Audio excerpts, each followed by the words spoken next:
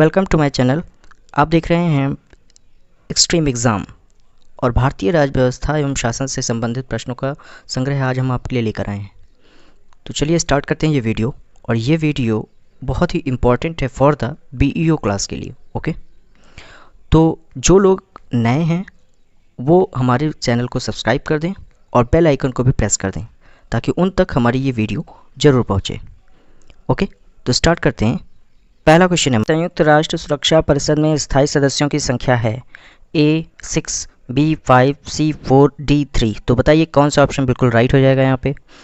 संयुक्त राष्ट्र सुरक्षा परिषद में कुल कितने सदस्य होते हैं पहले तो ये पता होना चाहिए। तो कुल 15 सदस्य होते हैं। ओके, जिनमें से 5 स्थायी होते हैं और 10 अस्थायी होते हैं। अच्छा, जो अस्थायी होते हैं उनके नाम हम आपको बता देते हैं। संयुक्त राज्य अमेरिका, ब्रिटेन, रूस और फ्रांस और चीन।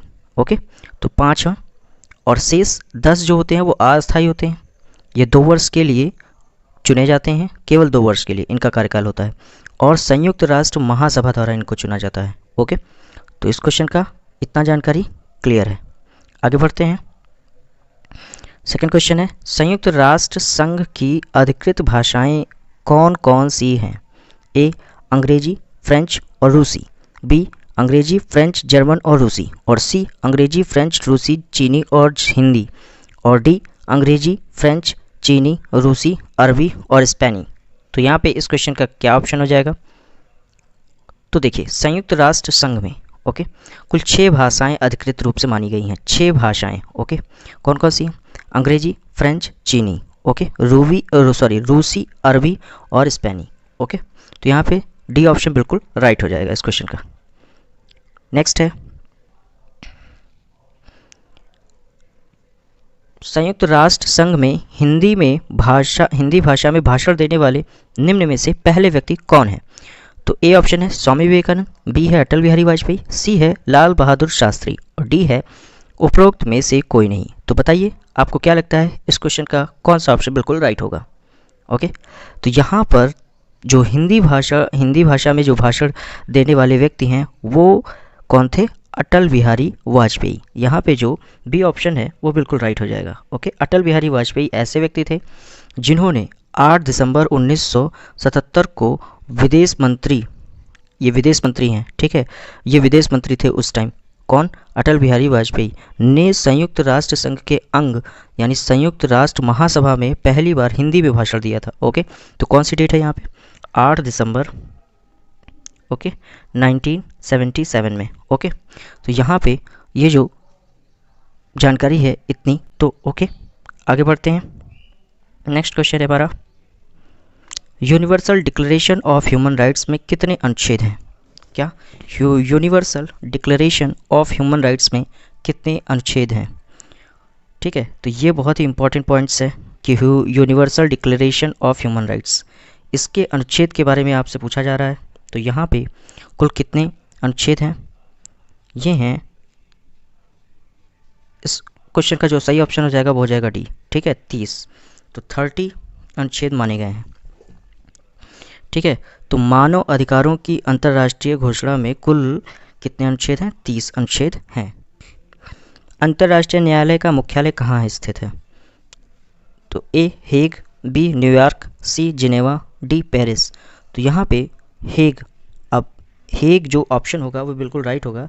अब बात करते हैं हेग कहाँ पे है। ठीक है, तो हेग जो है ये हमारा नीदरलैंड, ये हॉलैंड में स्थित है। ठीक है, और इसकी स्थापना संयुक्त राष्ट्र घोषणा पत्र जो जून 1945 में की गई थी और इसने जो है अप्रैल 1946 से कार्य प्रारंभ किया था। ओके, तो अंतर्राष्ट्रीय न्यायालय संयुक्त राष्ट्र संघ के 6 प्रधान अंगों में पहला है जो न्यूयॉर्क के बाहर स्थित है। ओके, तो ये आपको पता होना चाहिए कि अंतर्राष्ट्रीय न्यायालय मुख्यालय कहाँ पर है? हेग में है। और हेग कहाँ पर है? नीदरलैंड, हॉलैंड के पास है। ओके, तो इस क्वेश्चन का ये ऑप्शन बिल्कुल राइट हो जाएगा। ओके, नेक्स्ट, एमनेस्टी इंटरनेशनल एक संगठन है जो जुड़ा हुआ है।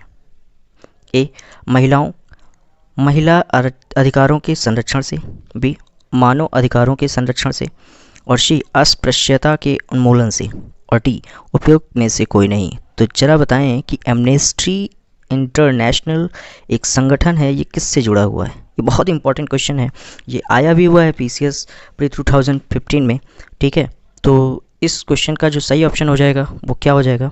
इस क्वेश्चन का जो सही ऑप्शन हो जाएगा मानव अधिकार के संरक्षण से जुड़ा हुआ है। ठीक है, तो यहाँ पे जो बी ऑप्शन है वो बिल्कुल राइट होगा। तो अब आपको याद रखना है कि एमनेस्टी इंटरनेशनल एक संगठन है जो मानव अधिकारों के संरक्षण से जुड़ा हुआ है। ओके, तो एमनेस्टी इंटरनेशनल क्या है अब देखते हैं। इसमें देखो, सर्वप्रथम 1961 में, किसने? सर्वप्रथम 1961 में लंदन के एक बैरिस्टर पीटर बेनेंसन ने की थी इसकी स्थापना। ओके, क्या नाम है? एक बैरिस्टर थे ये, पीटर बेनेंसन। क्या नाम था? पीटर बेनेंसन। ठीक है, इन्होंने ही जो है एमनेस्टी इंटरनेशनल की स्थापना की थी 1961 में। ओके, तो विश्व में हो रही अनैतिक गिरफ्तारी के विरोध में द फॉरगॉटन प्रिजनर्स, क्या नाम था? द फॉरगॉटन प्रिजनर्स नामक एक लेख लिखा था। ओके, तो इसका जो मुख्यालय है एमनेस्टी इंटरनेशनल का, ये है लंदन में। अच्छा, ये भी इंपॉर्टेंट क्वेश्चन है कि एमनेस्टी इंटरनेशनल जो है ये संगठन कहाँ का है, तो इसका मुख्यालय क्या है या कहाँ है? तो इसका मुख्यालय है लंदन में। ओके, तो आगे बढ़ते हैं। Next question, Shri R.N. पाठक से पूर्व अंतर्राष्ट्रीय न्यायालय में निर्वाचित 2 अन्य भारतीय न्यायमूर्ति रहे हैं, कौन? A H.K. Kania, B N Rao और बी ऑप्शन है इसी में कि J.C.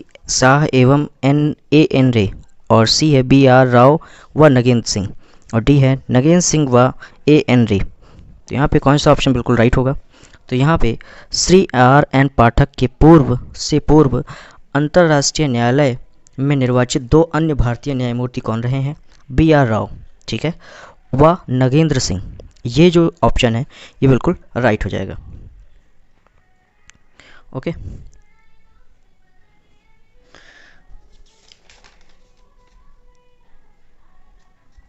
नेक्स्ट, किसका संबंध संयुक्त राष्ट्र संघ से नहीं है? ठीक है, सामान्य सभा, बी एमनेस्टी इंटरनेशनल, और सी अंतर्राष्ट्रीय न्यायालय। सॉरी, यहाँ पे न्यायालय छूट गया है तो इसको आप लिख लीजिएगा न्यायालय। ठीक है, ओके, तो यहाँ पे कौन सा ऑप्शन बिल्कुल राइट हो जाएगा? डी है ट्रस्टीशिप काउंसिल। ठीक है, तो यहाँ पे जो बिल्कुल राइट होगा कि किसका संबंध संयुक्त राष्ट्र संघ से नहीं है वो है amnesty international. Okay, amnesty international, अभी पहले भी हम इस क्वेश्चन को बात कर चुके हैं। ओके, कि एमनेस्टी इंटरनेशनल क्या है। ओके, नेक्स्ट क्वेश्चन है हमारा, प्रायः समाचारों में आया है, ए ऑप्शन विश्व स्वास्थ्य संगठन का एक प्रभाव, बी एक गैर सरकारी अंतर्राष्ट्रीय संगठन, सी यूरोपीय संघ द्वारा प्रायोजित एक अंतः सरकारी एजेंसी, और डी संयुक्त राष्ट्र संघ की एक विशिष्ट एजेंसी है। तो यहाँ पे इस क्वेश्चन का सही ऑप्शन क्या हो जाएगा? चलिए बताइए आप लोग, क्या हो सकता है यहाँ पे इस क्वेश्चन का सही ऑप्शन? तो देखो, प्रायः समाचारों में क्या आया है, एक गैर सरकारी अंतर्राष्ट्रीय संगठन है। कौन? ठीक है, कौन है? Doctors without border. क्या? डॉक्टर्स विदाउट बॉर्डर, ये एक टाइप की ऐसी गैर अंतर्राष्ट्रीय संगठन है, ठीक है, जिसकी स्थापना 20 दिसंबर 1971 को फ्रांस में की गई थी। इसका मुख्यालय जिनेवा में है जो कि स्विट्जरलैंड में है। ठीक है, और इस संस्था का जो उद्देश्य है वो क्या था? जाति, धर्म, पंथ या राजनीतिक प्रतिबद्धता के बिना मानव जाति या मानव निर्मित आपदाओं एवं सशस्त्र संघर्ष से पीड़ितों की सहायता करना था। ओके, और 1999 में इसको शांति का नोबेल पुरस्कार भी दिया गया है। ठीक है, तो समाचारों में एक वर्ड आया था, एक जो है पॉइंट्स आई थी, वो पॉइंट्स का नाम था डॉक्टर विदाउट बॉर्डर्स। क्या? Doctor without border. ओके, तो ये जो था, ये चीज़ें बताती है कि जो है ये एक गैर सरकारी अंतर्राष्ट्रीय संगठन था। ओके, तो इस क्वेश्चन का ये जो बी ऑप्शन है बिल्कुल राइट हो जाएगा। नेक्स्ट है, मानव अधिकारों की अवधारणा का प्रमुख बल है। ए संपत्ति के आधार पर, बी समानता के आधार पर, सी धर्म के आधार पर और डी मानव होने के नाते मानव गरिमा पर। ठीक है, तो यहाँ पे इस क्वेश्चन का सही ऑप्शन क्या हो जाएगा? तो इस क्वेश्चन का सही ऑप्शन हो जाएगा, बिल्कुल राइट होगा, वो होगा मानव होने के नाते मानव गरिमा पर। ओके, तो मानव अधिकारों की सर्वव्यापी घोषणा की जो प्रस्तावना है, क्या है वो? कि मानव जाति की जन्मजाति गरिमा और सम्मान और अधिकारों पर बल दिया गया है। ठीक है, मानव अधिकारों के। तो इस वजह से यहाँ पर जो डी ऑप्शन है वो बिल्कुल राइट हो जाएगा। तो मानव अधिकारों की अवधारणा क्या है जिस पर बल दिया गया है? मानव होने के नाते मानव की गरिमा पर। ओके, नेक्स्ट है, अंतर्राष्ट्रीय अहिंसा दिवस मनाया जाता है। ए 10 दिसंबर को, बी 30 जनवरी को और सी 2 अक्टूबर को और डी 23 मार्च को। तो यहाँ पे बिल्कुल राइट ऑप्शन क्या हो जाएगा? ये हो जाएगा आपका सी, 2 अक्टूबर को अंतर्राष्ट्रीय अहिंसा दिवस मनाया जाता है। कब? 2 अक्टूबर को। ओके, तो ये क्वेश्चन बिल्कुल राइट हो जाएगा। नेक्स्ट है, विश्व के कितने देशों ने अंतर्राष्ट्रीय मतदान की व्यवस्था लागू की है? कितने देशों ने? ए 32, बी 25, सी 24 और डी 22। तो यहाँ पे इस क्वेश्चन का बिल्कुल राइट आंसर हो जाएगा 22। अब बात करते हैं CIA वर्ल्ड फैक्ट बुक के अनुसार वर्तमान में 22 देशों में अनिवार्य मतदान की व्यवस्था लागू है। ठीक है, मतदान की व्यवस्था लागू है और ये 22 देश हैं, नाम सुनना चाहेंगे? अर्जेंटीना, ऑस्ट्रेलिया, बेल्जियम और Bolivia, Brazil, Congo, Costa Rica, Dominican Republic, Ecuador, मिस्र, Greece, Honduras, Lebanon, Luxembourg, Mexico, Nauru, Panama, Uruguay, Peru, Singapore और थाईलैंड और उरुग्वे। तो यहाँ पे 22 देश ऐसे हैं जहाँ पर अनिवार्य रूप से मतदान की व्यवस्था लागू है। ये किसके अनुसार बताया गया? CIA वर्ल्ड फैक्ट बुक के अनुसार ये चीज़ बताई गई है। ओके, तो इस क्वेश्चन का जो डी ऑप्शन है वो बिल्कुल राइट हो जाएगा। नेक्स्ट है, अमेरिकी राष्ट्रपति के चुनाव प्रक्रिया में पहली प्राइमरी कहाँ होती है? तो ए ऑप्शन है न्यूयॉर्क, बी है न्यू हैम्पशायर, सी है मैसाचुसेट्स और डी है कैलिफोर्निया। तो यहाँ पर कौन सा ऑप्शन बिल्कुल राइट हो जाएगा? तो अमेरिकी राष्ट्रपति की चुनाव प्रक्रिया में पहली प्राइमरी जो होती है वो कहाँ पे होती है? न्यू हैम्पशायर एवं लोवा राज्य से होती है, जिसके लिए चुनाव राष्ट्रपति चुनाव से लगभग 1 वर्ष पूर्व ही हो जाते हैं। कितने वर्ष पूर्व? 1 वर्ष पूर्व ही जो है चुनाव हो जाते हैं। पारंपरिक रूप से यहाँ से जो अमेरिकी राष्ट्रपति के चुनाव की प्रक्रिया का प्रारंभ होता है, कहाँ से? न्यू हैम्पशायर से। ओके, तो इस क्वेश्चन का जो बी ऑप्शन है बिल्कुल राइट हो जाएगा। अध्यक्षात्मक शासन का उदय सर्वप्रथम किस देश में हुआ? ए यूगोस्लाविया, बी मिस्र, सी स्विट्जरलैंड और डी संयुक्त राज्य अमेरिका। तो यहाँ पे इस क्वेश्चन का सही ऑप्शन हो जाएगा संयुक्त राज्य अमेरिका। तो अध्यक्षात्मक प्रेसिडेंशियल शासन का जो उदय है सर्वप्रथम संयुक्त राज्य अमेरिका से हुआ है। ओके, तो इस शासन प्रणाली में जो प्रमुख कार्यकारी शक्ति है वो किसके पास होती है? राष्ट्रपति के पास होती है। वह लोगों द्वारा प्रत्यक्ष या अप्रत्यक्ष रूप से एक निश्चित अवधि के लिए चुना जाता है। ओके, तो इस तरीके से हम ये कह सकते हैं कि अध्यक्षात्मक शासन का जो सर्वप्रथम उदय है वो संयुक्त राज्य अमेरिका में हुआ है और राष्ट्रपति में ही सारी शक्ति होती है। तो इस क्वेश्चन का जो सही ऑप्शन हो जाएगा डी संयुक्त राज्य अमेरिका। नेक्स्ट क्वेश्चन है, लिखित संविधान की अवधारणा ने सर्वप्रथम कहाँ जन्म लिया? ए फ्रांस, बी संयुक्त राज्य अमेरिका और सी ब्रिटेन और डी स्विट्जरलैंड में। तो यहाँ पे इस क्वेश्चन का सही ऑप्शन क्या हो जाएगा? तो इस क्वेश्चन का सही ऑप्शन हो जाएगा संयुक्त राज्य अमेरिका। तो लिखित संविधान की जो अवधारणा है सर्वप्रथम यहीं से जन्म लेती है। तो जो प्रथम विश्व का लिखित संविधान है वो कौन सा है? अमेरिका का संविधान।